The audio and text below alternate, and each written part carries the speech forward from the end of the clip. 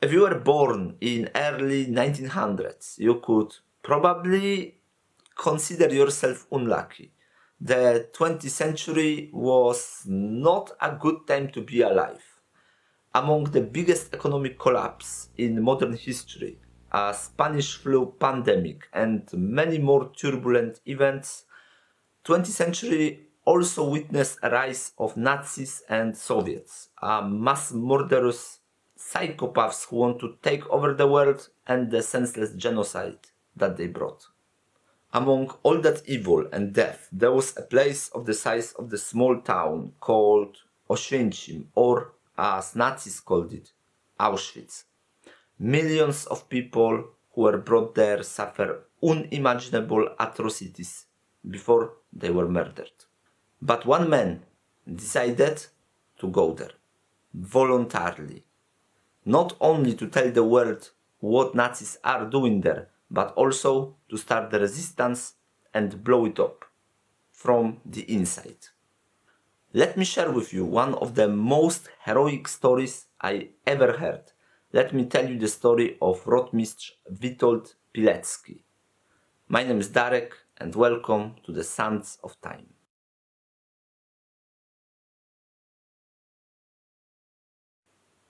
But the story of Witold Pilecki goes way earlier.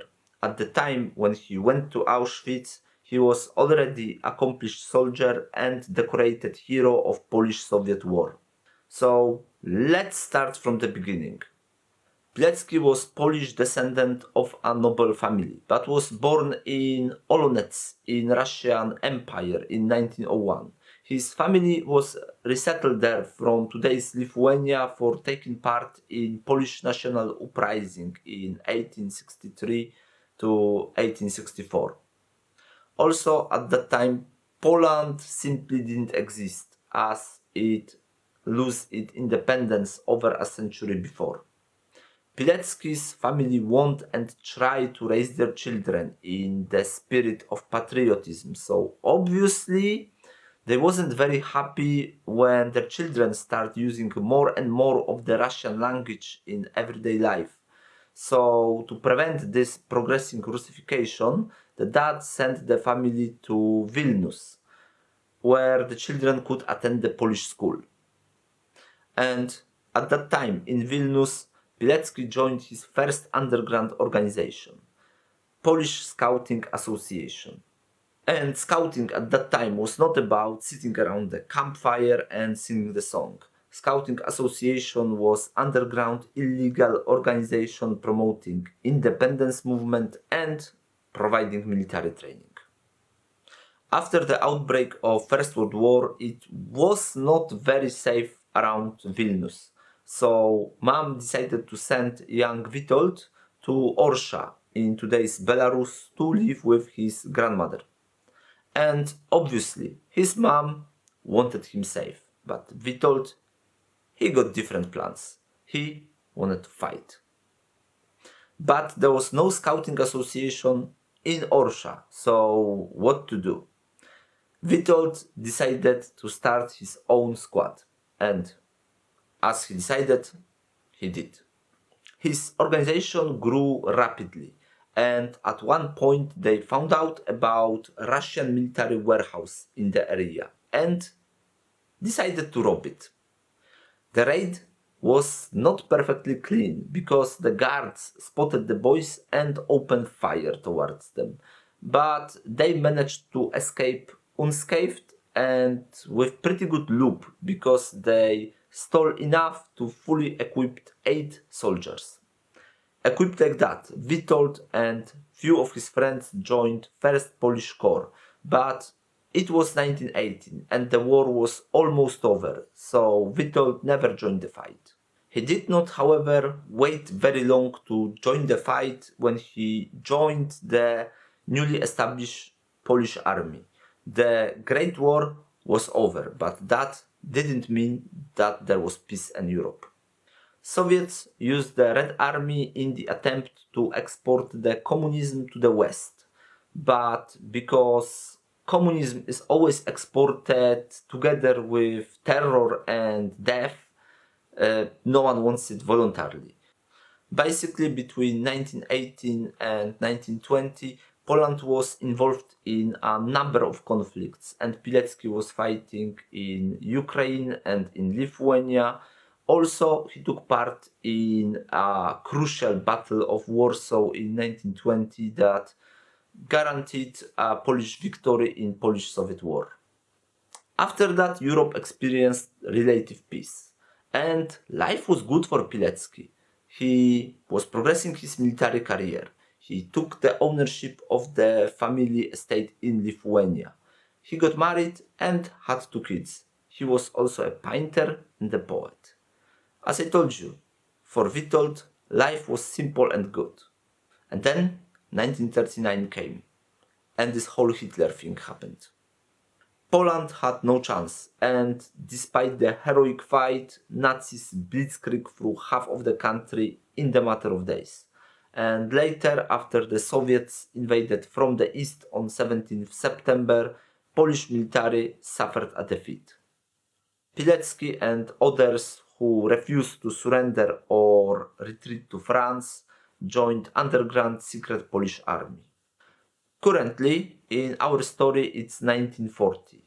Very little is known about Nazis' newly built camp in some backwater town in Poland, and world thinks it's an internment camp or the prison rather than death camp.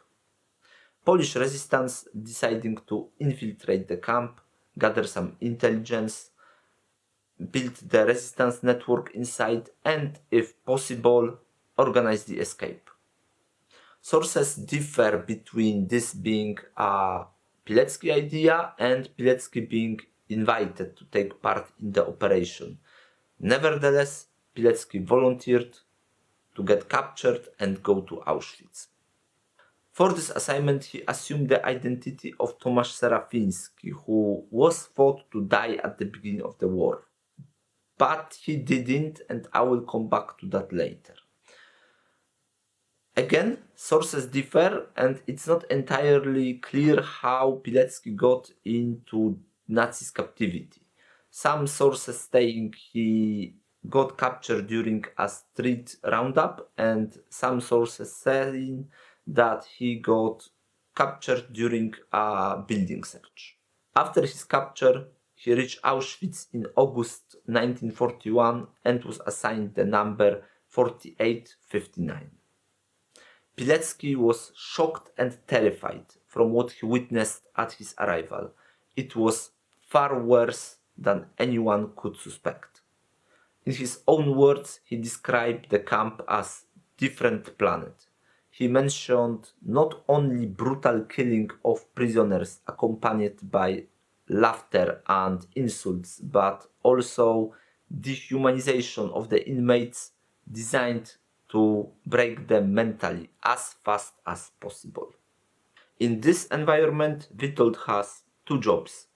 First one was simply to survive, and the second one was to gather as much intelligence as it possible, build underground network, and prepare his men to eventually take over the camp.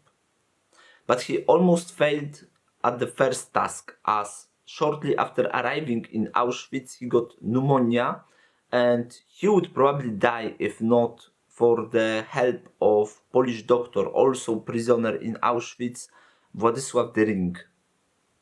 Another key element of the survive part of the plan was to actually avoid working to death, get some extra food, and be more or less sheltered from the elements. During his time in Auschwitz, Pilecki was working as a cleaner, then as a nurse, and as a carpenter. He also needed to work in different slave labor commandos around the camp so he can recruit people to his underground network. A resistance group created by Pilecki in the camp was called ZOW. That is acronym for Polish word, but translated to English it is Military Organization Union.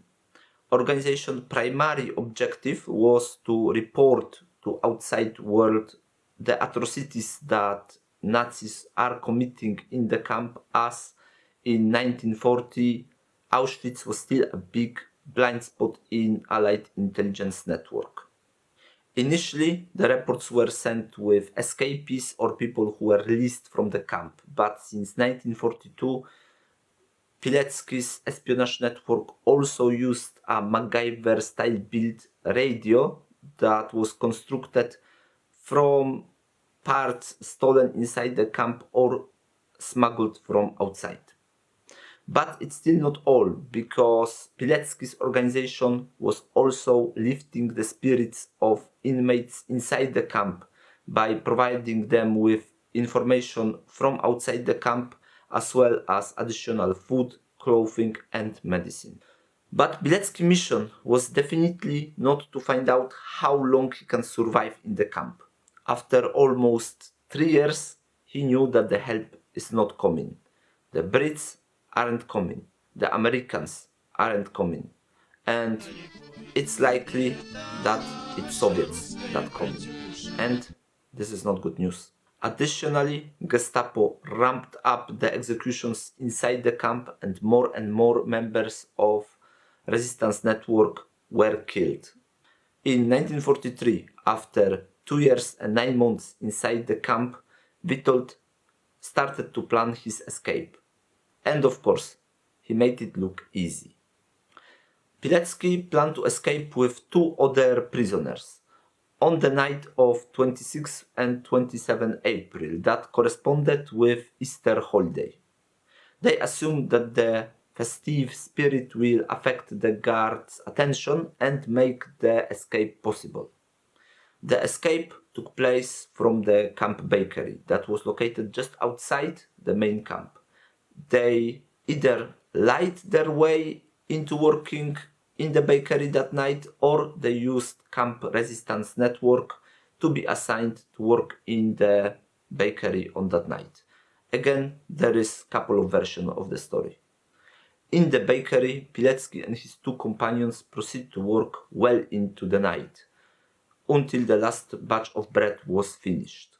Then, thanks to the guards' negligence, they managed to open the metal door using the copied key, cut the alarm line, cut the telephone line, close the guards inside the building, and escape.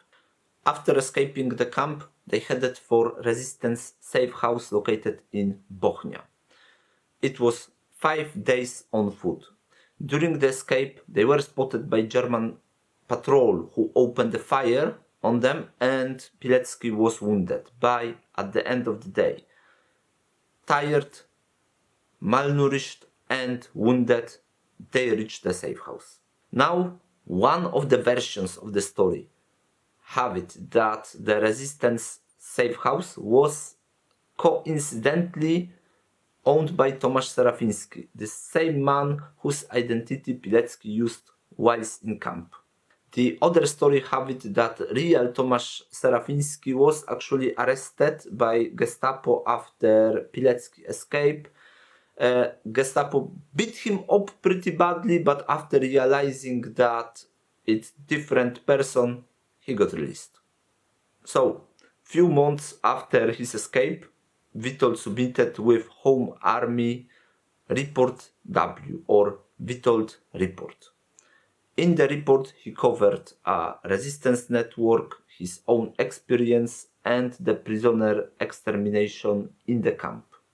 The intention of the report was to convince the Home Army to liberate the camp, but the Army Command did not support Witold's plan due to lack of resources to conduct the attack, lack of transport capabilities, and lack of shelter for eventually rescued prisoners.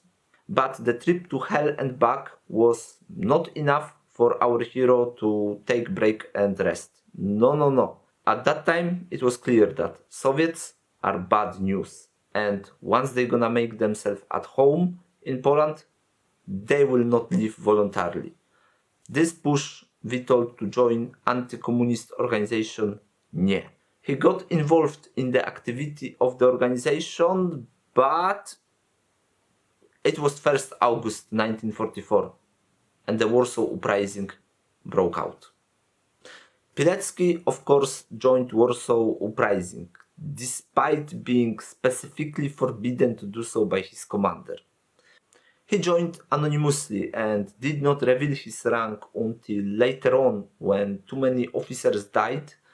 Then he revealed his true identity and take charge of first company that was fighting in downtime Warsaw. Unfortunately, the uprising fell and Pilecki was captured and taken prisoner by Germans. He was sent to Oflag 7, that was POW camp located in Bavaria, and he stayed there until the liberation of the camp in April 1945. From Germany, Pilecki moved to Italy and joined Anders' army, but he wanted to come back to Poland and keep fighting for independence because Poland basically moved from Nazis' occupation to Soviet occupation. General Anders agreed, and in December 1945 he returned Poland as Roman Jezierski to report on the situation in the country under Soviets. There was surprise waiting for Pilecki in Poland because the previously mentioned anti-communistic organization NIE got dissolved in meantime, so Pilecki started to build a new intelligence gathering network since scratch. But the communist authorities in Poland was very good at counterintelligence and quickly they started to closing on Pilecki and he was at high risk of arrest. General Anders ordered Pilecki to leave Poland, but Pilecki did not comply with that order. He didn't want to leave his family in Poland, but also there was no replacement for Pilecki in Poland who could continue the information gathering. Nevertheless, in May 1947, the Soviet occupiers catch up with him and Pilecki got arrested. In the communist prison, Pilecki was tortured in the ways that we don't even want to imagine. Priest Tchaikovsky, who stand his own trial in this time, and Pilecki was brought to testify against him, and he didn't. Priest Tchaikovsky remember seeing Pilecki with broken collarbones and beaten so badly he couldn't even lift his head up. Pilecki's wife reported that she saw her husband with torn nails, and even Pilecki himself said that in comparison with communist prison, Auschwitz looked like child's play. Finally, tortured Witold admitted to all the charges pressed by Ministry of, Justice, but he didn't reveal any sensitive information or did not give up any names from his intelligence network. He was sentenced to death for espionage, then again sentenced to death for some assassination plot, and then again sentenced to death for owning unregistered weapon, plus 25 years in prison. In the last effort, Pilecki and his wife sent a letter to Bogusław Bierut, a president of Poland who was basically Soviet-installed puppet scumbag. Letter made the impression on Bierut. Nevertheless, Pilecki was a war hero and had massive contribution to fight Nazis. Pilecki got offered a deal. If he will publicly condemn and accuse Polish government in exile, he can expect some charges to be dropped. Pilecki denied that offer. He stated that he preferred death than living as a traitor. Pilecki was executed by communistic authorities on 25th of May 1948. His burial place was never revealed. After Soviets got kicked out in 1989 and Poland became independent again, Witold got rehabilitated. He got promoted to colonel and awarded with Order of Polonia Restituta and the highest Polish decoration, Order of White Eagle. Number of streets and institutions were named after him, as well as monuments were built to preserve his memory. But this is just one story. After Second World War, Soviets and Soviet-appointed government killed, imprisoned or relocated deep within Russia over 20,000 Polish soldiers who fought against the Nazis. If you're watching this video around time of its publication and you're not living under the stone, you know that there is war in Europe. Russia, moral inheritor of Soviet Union, is trying to take over Ukraine, country that for centuries suffered more than its fair share of terror from Soviet hands. Ukraine is bravely protecting its land from being taken and its population from being enslaved again by the totalitarian power. And today, we all have to support Ukraine, fight Russian propaganda and misinformation.